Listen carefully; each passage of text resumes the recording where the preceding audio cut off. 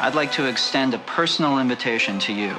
An invitation to murder. I've always had a big soft spot for whodunits. Poirot, Miss Marple, Columbo, Murder, She Wrote, Monk, love them. You've got a mysterious death, a long list of people who all have grudges against and motives for offing the deceased and who all have something to hide, as well as a quirky yet shrewd detective who's determined to get to the bottom of it. I suspect foul play. I think that a murder mystery is the perfect subgenre for Mr. Subverted Expectations himself, Rian Johnson, in his first film following the highly contentious Star Wars The Last Jedi. Oh, good evening.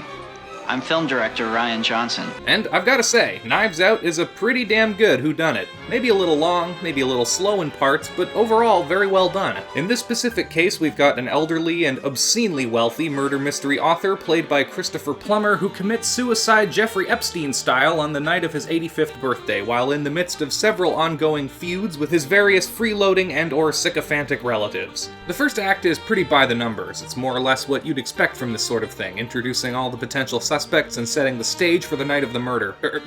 Suicide. I just buried my father, who committed suicide. It's all done very well, and the characters are all entertaining, though at first it kind of felt like the movie was tipping its hand a little bit too early, and then about halfway through I got really pissed off for a hot minute when it seemed like the movie was about to throw the entire whodunit plot structure out the window in favor of subverting audience expectations. That's where the mystery gets twisted.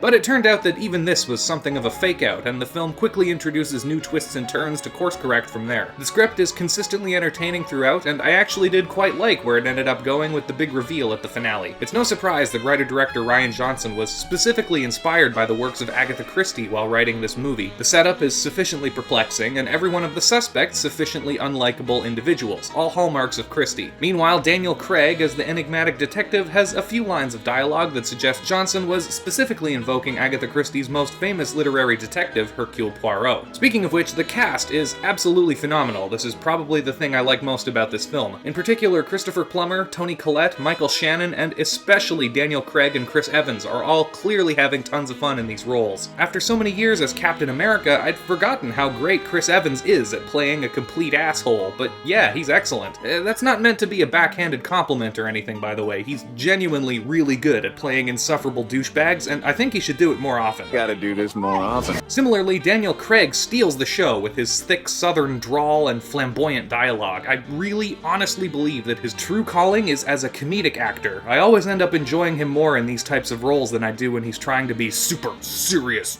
Ana de Armas does a great job as a more subdued foil to both the overly eccentric Evans and Craig. She's not in a lot of the advertising for this film, but yeah, she's very, very good. The movie is also pretty good from a technical perspective. It's well shot, there are one or two fun little transitions used while cutting back to previous events, though there were a moment or two of some sloppy editing. I swear to God, at one point they 80-yard one of Jamie Lee Curtis's lines, "this piece of shit," to instead be "this piece of paper," but didn't bother to cut away from Curtis's face during the word paper, so we see her lips clearly miming out the word shit. Did they not have enough B-roll footage to cut away to? Did they think nobody would notice? I mean, why even make the change? Was it to avoid an R rating? The word shit is used plenty of other times in the film, so I don't know.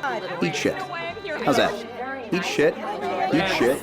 Eat shit. Smug smile. Definitely eat shit. Or maybe I'm just going crazy and this didn't even actually happen. Overall, I did enjoy Knives Out quite a lot, and I could easily recommend it to fans of the murder mystery whodunit subgenre. It's a ton of fun, and while you'll probably see a few of the twists coming, it's got enough of them that I'd wager at least one or two of the bigger ones will catch you off guard. Okay, Ryan? I liked your movie. In fact, everyone seems to like it, so this time maybe you don't need to throw a big temper tantrum on social media. Deal? And if you like this video, you'd be doing me a huge favor if you could hit the like button, subscribe, and ring the bell for updates on all of my latest stuff. Leave a comment down below with any of your thoughts on Knives Out, and check out some of the other great stuff I've got up here on my channel. As always, thanks so much to all of you guys for watching, and take care.